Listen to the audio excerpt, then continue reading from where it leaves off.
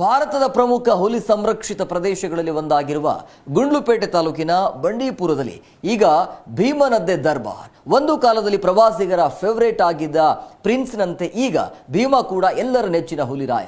ಈ ಬಗ್ಗೆ ಇಲ್ಲಿದೆ ಡೀಟೇಲ್ಸ್. ಬಂಡೀಪುರ ರಾಷ್ಟ್ರೀಯ ಉದ್ಯಾನವನ ಈಗ ದೇಶದ ಅತ್ಯಂತ ಪ್ರಮುಖ ಹುಲಿ ಆವಾಸ ಸ್ಥಾನಗಳಲ್ಲಿ ಮೊದಲ ಸ್ಥಾನದಲ್ಲಿದೆ. 1985ರಲ್ಲಿ ಈ ಹುಲಿ ಯೋಜನೆ ಪ್ರದೇಶವನ್ನ ಮತ್ತಷ್ಟು ವಿಸ್ತರಿಸಿ ಬಂಡೀಪುರ ರಾಷ್ಟ್ರೀಯ ಉದ್ಯಾನ ಎಂದು ಹೆಸರಿಸಲಾಗಿತ್ತು. ಬಂಡೀಪುರ ಅಂದ್ರೆ ಸಾಕು ವನ್ಯ ಪ್ರೇಮಿಗಳಿಗೆ ನೆನಪಾಗುವುದು ಪ್ರಿನ್ಸ್ ಹೆಸರಿನ ಹುಲಿ. ಹುಲಿ ಬಲಿಷ್ಠ ಪ್ರಾಣಿಯಾಗಿದ್ರೂ ಮನುಷ್ಯರನ್ನ ಕಂಡ್ರೆ ಮರೆಯಾಗೋದೇ ಹೆಚ್ಚು. ಆದ್ರೆ ಬಂಡೀಪುರದಲ್ಲಿ ಈ ಹಿಂದೆ ಇದ್ದ ಪ್ರಿನ್ಸ್ ಎಂಬ ಹುಲಿ ಪ್ರವಾಸಿಗರನ್ನ ಕಂಡ್ರೆ ದೂರ ಓಡದೆ ಹತ್ತಿರಕ್ಕೆ ಬರ್ತಾ ಇತ್ತು. ಗಂಟೆಗಟ್ಟಲೆ ದರ್ಶನ ಕೂಡ ಕೊಡ್ತಾ ಇತ್ತು. ಸಫಾರಿ ಜೀಪ್ ಹತ್ತಿರವೇ ಸುಳಿದಾಡ್ತಾ ಇತ್ತು. ಈಗ ಪ್ರಿನ್ಸ್ನಂತೆ ಭೀಮಾ ಅನ್ನೋ ಹುಲಿ ಪ್ರವಾಸಿಗರನ್ನ ಸೆಳೀತಾ ಇದೆ.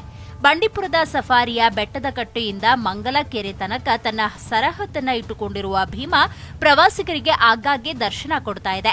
ಜೊತೆಗೆ ಪ್ರವಾಸಿಗರನ್ನ ಕಂಡ್ರೆ ಮರೆಯಾಗದೆ ಗಾಂಭೀರ್ಯದ ಹೆಜ್ಜೆ ಇಡ್ತಾ ಇದೆ. ಸಫಾರಿ ವಾಹನ ಬಂದ್ರೂ ಹೆದರದೆ ರಸ್ತೆ ದಾಟಿ ರಗಡ ಲುಕ್ ಕೊಡ್ತಾ ಇದ್ದು ಭೀಮನ ಧೈರ್ಯಕ್ಕೆ ಪ್ರವಾಸಿಗರು ಫಿದಾ ಆಗ್ತಿದ್ದಾರೆ.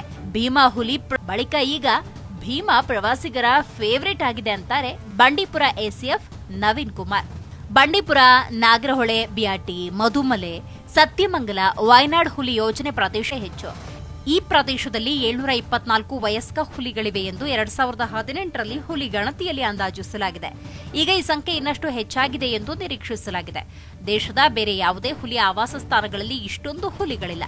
ಒಟ್ಟಿನಲ್ಲಿ ಬಂಡೀಪುರದಲ್ಲಿ ರಾಜನಂತೆ ಮೆರೆದಿದ್ದ ಪ್ರಿನ್ಸ್ ಬಳಿಕ ಈಗ ಭೀಮನ ದರ್ಬಾರ್ ಶುರುವಾಗಿದೆ. ಪ್ರವಾಸಿಗರ ಫೇವರೇಟ್ ಆಗಿ ಭೀಮಾ ಎಲ್ಲರ ಗಮನ ಸೆಳೆದಿದ್ದಾನೆ.